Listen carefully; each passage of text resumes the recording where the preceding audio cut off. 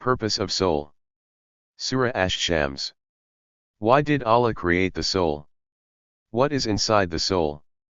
Why to safeguard it? Verse 7.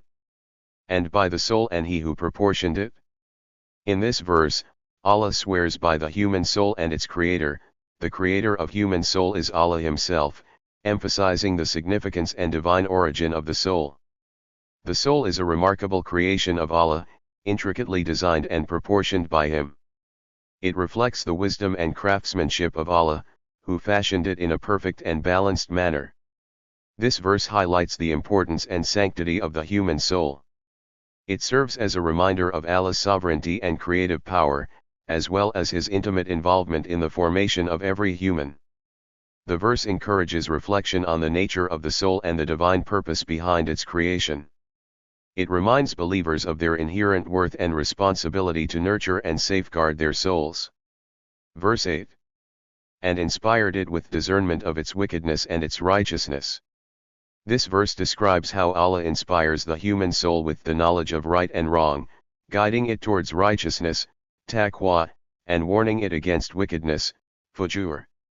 The soul is endowed with the innate capacity to distinguish between good and evil, virtue and vice, through the divine guidance infused within it by Allah. The verse underscores the moral responsibility entrusted to human beings and their capacity for moral discernment. It highlights the concept of fitrah, the natural inclination towards goodness and righteousness that Allah has instilled within every soul. The verse urges believers to heed the divine guidance embedded within their souls and strive towards righteousness while avoiding sinful behavior. Verse 9. Successful is the one who purifies it. This verse declares success for those who purify and elevate their souls through righteous deeds and spiritual growth.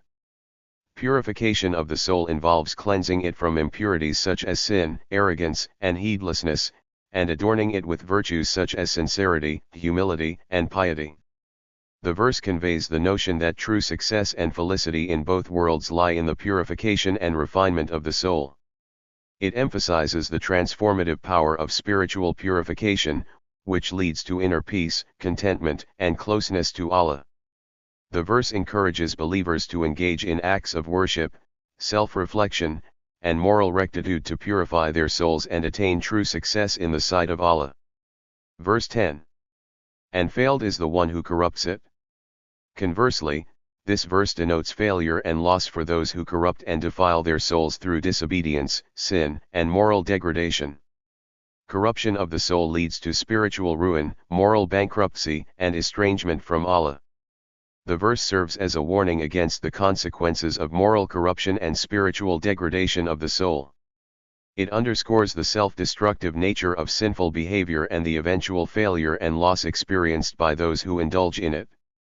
The verse urges believers to guard against the corruption of their souls and strive for righteousness and moral integrity throughout their lives.